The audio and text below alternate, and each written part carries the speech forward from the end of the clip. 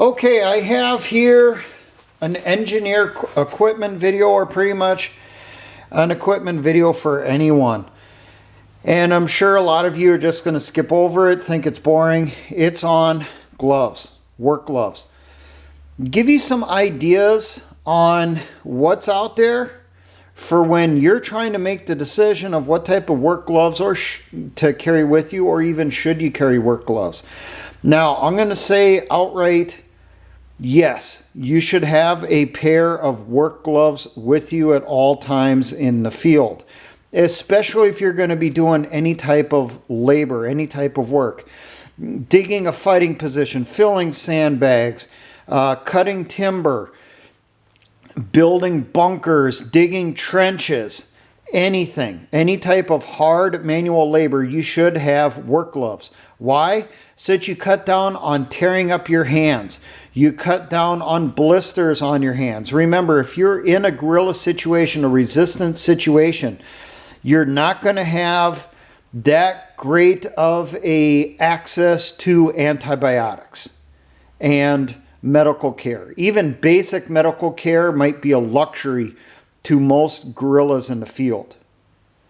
And just a single cut can result in an infection that will cause you to lose a limb and potentially your life. So you need to cut down on that possibility of getting injured that way, which means when you're in the field, gloves. Now, I'll show you some different types here. Try to explain a little bit on what they're actually for. This first type, you'll usually find these listed as black Army work gloves. Now, the actual title for these on the tag that is inside them, which is in here, is Gloves Men and Women Leather Light Duty. These are not really meant for working in the field. They're meant for light duty stuff. Truthfully, when I was in the military, these were our winter gloves for most of the world. You know, obviously, if you're really far up north, like in Alaska, you're probably going to use trigger finger mittens. But in the majority of the United States, this was our winter glove. We had the leather outer and a wool insert. And then when the wool insert would get wet, we would change it out. Now, personal experience on this, I've seen people try to use these in the field. When we were building bunkers, digging fighting positions, putting in obstacles. And I can tell you the leather on these, it's too damn thin. It does not work for engineer labor in the field. Especially for handling any type of pickets and concertina wire or barbed wire. On the pickets, you got the hooks for hooking in your concertina wire and tying off your barbed wire to. Those hooks catch on the leather in the gloves and will cause holes, along with the barbs on the barbed wire and the razors on the concertina wire. These things will shred in no time flat. I've seen people that went to the field with an old pair of these, figure, okay, this will work for my work gloves in the field. By the time we got out after 14 days or 30 days, the gloves were more 100-mile-an-hour tape than leather. They had just been shredded. Now, the next type that you might come across, you'll see like these.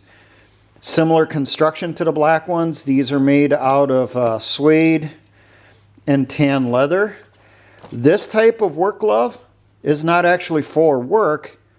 These are repelling gloves. You're supposed to use these when rappelling on ropes.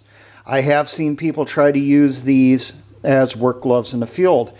I was in one unit where supply ordered everyone a set of gloves, and this is what we got. By the end of the 30 days in the field, there wasn't a single pair of these that were usable anymore. They just tore up as bad as the black ones. They do not work. These are meant for rappelling, not manual labor in the field. This next one I'm going to show you is just your general garden work glove. You can find these in hardware stores, garden centers, farm and fleet stores, all over the place. They're cheap as hell. They're usually $1 or $2 for a pair.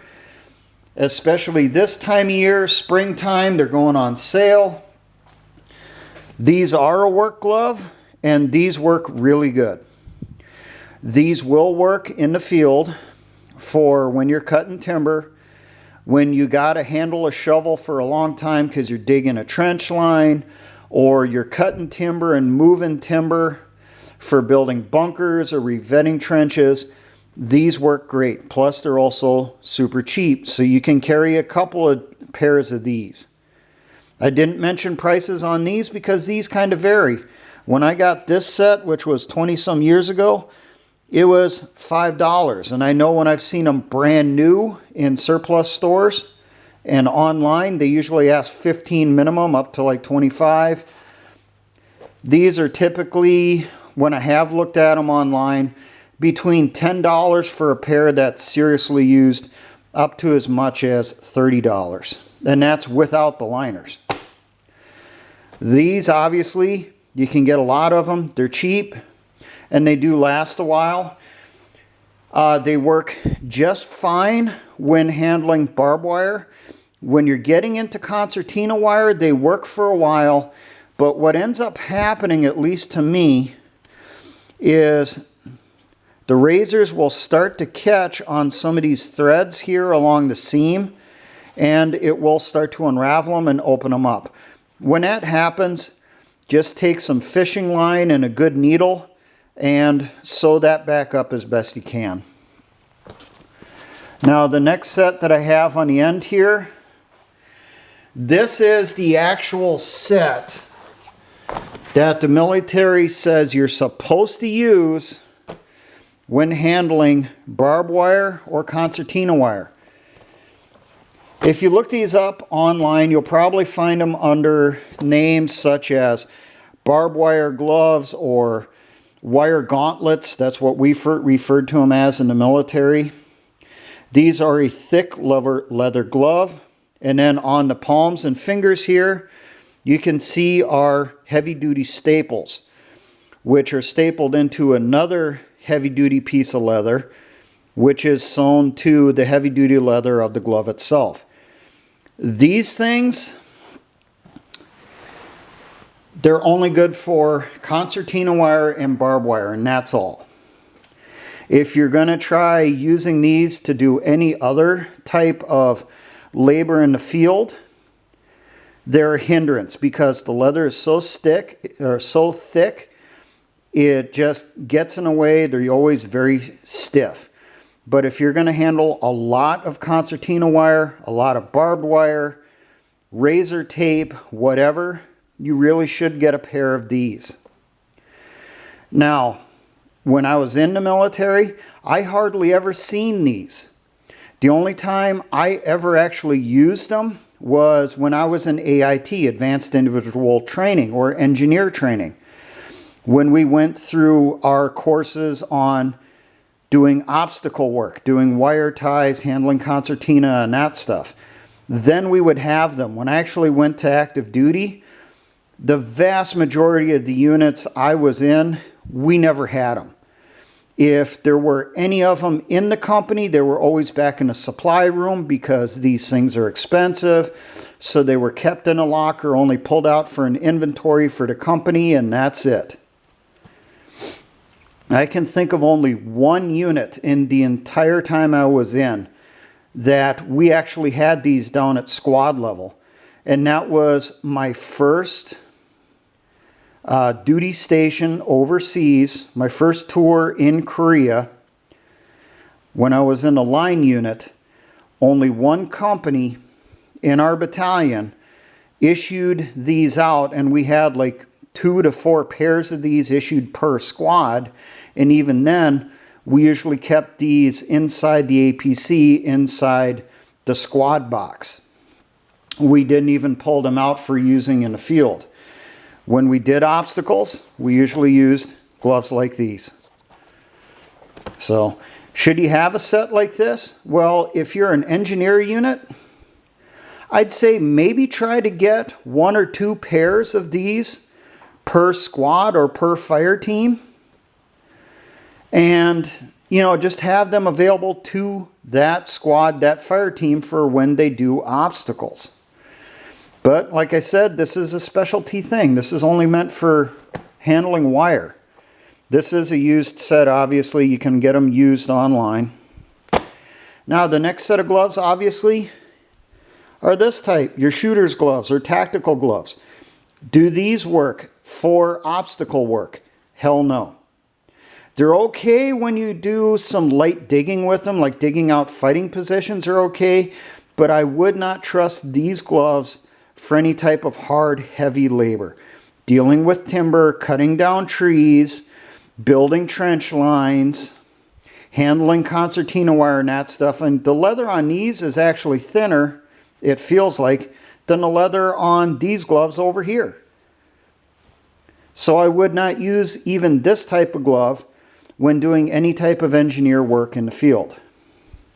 Your most economical, best constructed, easiest to work with, your basic leather garden type glove you can get pretty much anywhere super cheap.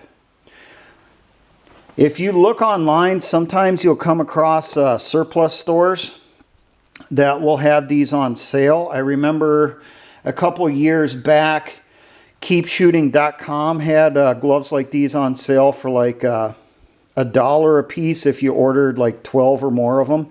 So I did. I ordered a large amount of them. This isn't one of them from that batch, but the type that they had was the exact same construction, just a different color. Don't worry too much on the color of the fabric on here.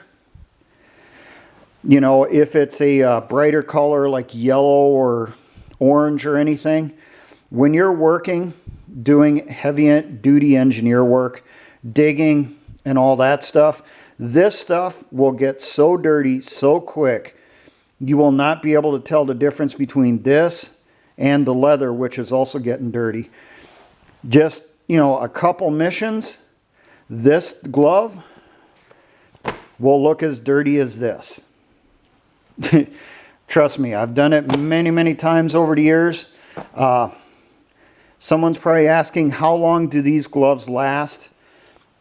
I usually went through a set of gloves like this, one set every year to 2 years. It just depended on how much work we did. 1 year was kind of the average. It would not hurt to have some like these, even if you're not an engineer unit. Have some general leather work gloves like this in a cache in an area where you're going to have a base camp or could have a base camp in that area. Have some in there so that when you do construction, you're trying to improve the area, you can at least toss out some gloves to people that don't have any so they don't mess up their hands.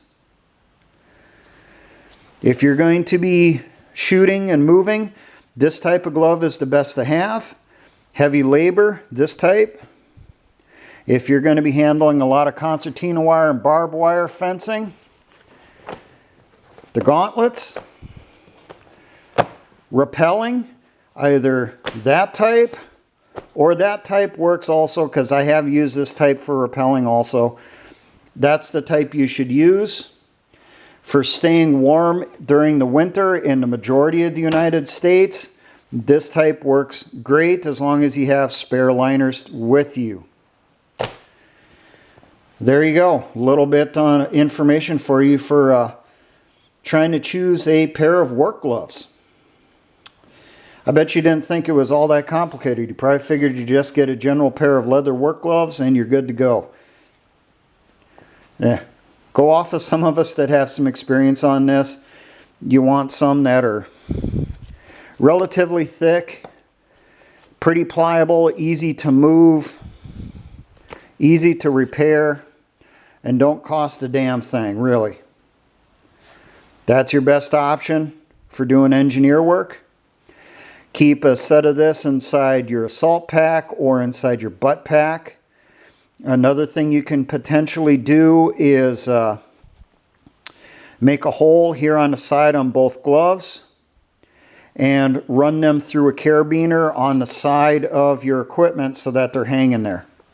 So that you always have them available to you on the side of your plate carrier or the side of your LBV or LBE.